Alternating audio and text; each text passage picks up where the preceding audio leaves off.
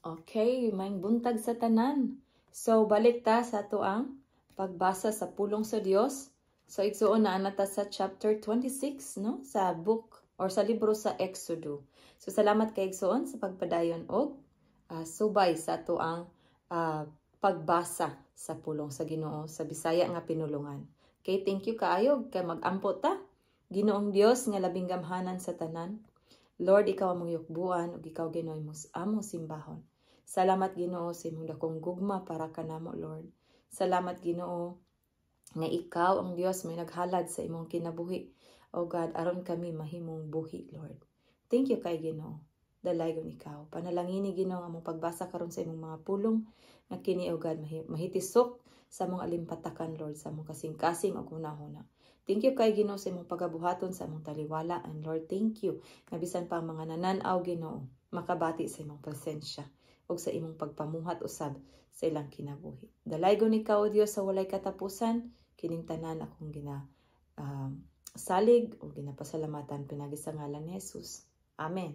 Praise God, no? Glory to God.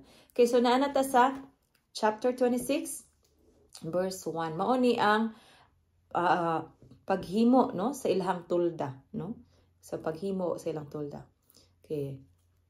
Okay, so ingon diri sa verse 1, ang Ginoo nag-ingon, paghimog tulda nga tagbuanan. Himua kini sa napulo katabil sa pinong lino o sa dilana nga asol, tapol o pula. Bordahi kinig mga hulagway sa kirubin. Ang matag tabil niini may gitas-on nga 13 ka metros ug may hilapdon nga 1.8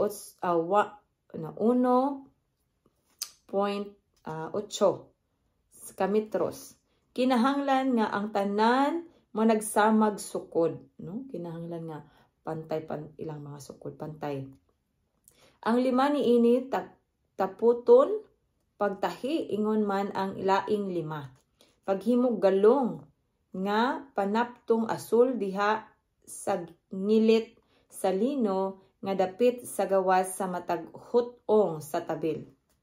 Okay, verse 5. Paghimog 50 ka galong sa unang piraso sa unang tabil o 50 usab ka galong nga takdo niini sa katapusang piraso sa ikaduhang tabil. Okay. Paghimog 50 kawitanan nga bulawan aron pagsumpay sa duha ka hutong sa tabil. Okay, verse 7. Unya paghimog 11 ka pirasong panapton nga gikan sa balhibo sa kanding aron himuong atop sa tulda. Ang matag usa niini may gitas-on nga 14 ka metros og 2 ka metros ang gilapdon. Okay, 9. Sumpaya ang lima niini sa usa ka hutong ug ang unom sa laing hutong. Unya dublihag pilo ang unom katabil diha ibabaw sa pultahan sa tulda. Verse 10. Butangig 50 ka galong sa ngilit sa katapusang panapton ang unang hutong. Og 50 ka galong ang ikaduhang hutong. Okay, verse 11. Paghimog 50 ka kawit nga bronze og ikawit kini sa galong aron masumpay ang duha ka hutong sa tabil ug mahimo nga usa ka tulda. Okay, verse 12. Ang katunga sa mga tabil nga maoy silbing atop sa tulda ipabitay didto dapit sa likod. Okay, verse 13. Ang 46 sentimetros nga anaa sa daplin sa tulda maoy gamiton silbing sa limbong niini.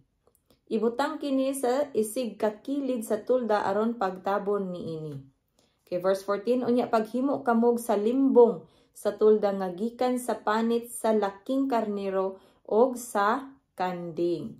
Okay, verse 15. Paglaras og tulid nga tabla nga akasya nga maoy gamiton nga tukod sa tulda. Ang matag tabla kinahanglan nga may gitas-on nga 5 ka metros ug may gilapdon nga 68 ka sentimetros og butangig 2 ka dila-dila ang matag tabla aron masumpay kini. Ang tanang tabla kinahanglang butangan niining mga dila-dila.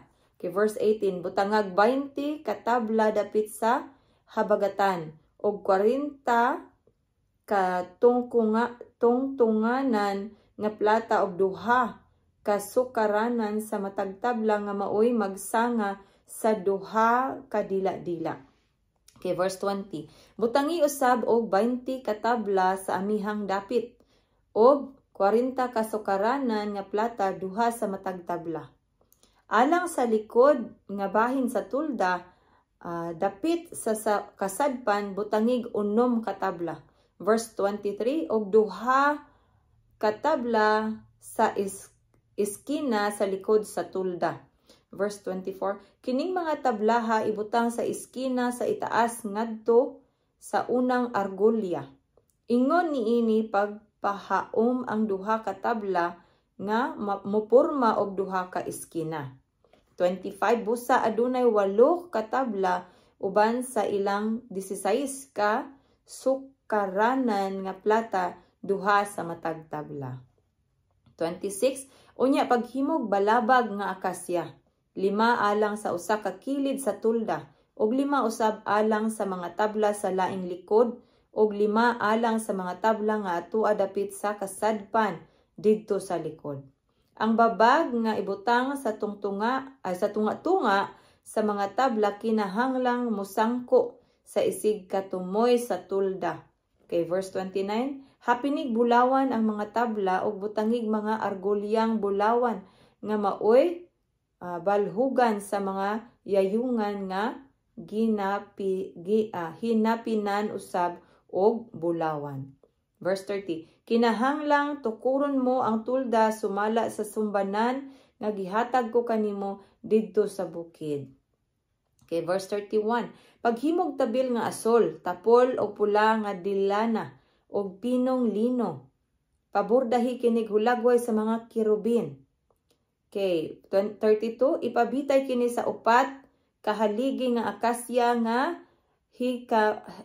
gihapinag bulawan nga may mga sabunganan og gipahimutang sa upat ka sukaranan nga plata.